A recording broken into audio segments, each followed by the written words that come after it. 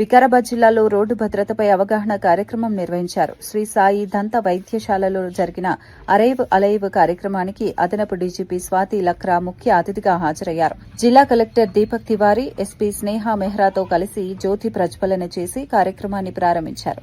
ఈ సందర్భంగా స్వాతి లక్రా మాట్లాడుతూ రోడ్డు ప్రమాదాల నివారణకు ప్రతి ఒక్కరూ బాధ్యతగా వ్యవహరించాలని చెప్పారు.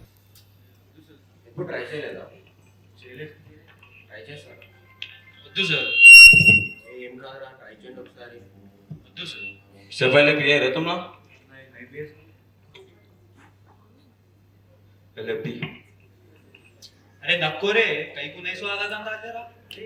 क्या तो भी आपको कर लेना, एक बार ट्राई करने से क्या होता? एक बार के बाद if you wear helmet, if you wear seat belts, if you stick to the right path, if you stick to the right lane, so మీ తరఫు నుంచి ఈ చిన్న చిన్న స్టెప్స్ తీసుకొని మండల్లో కండక్ట్ చేయడం జరుగుతుంది.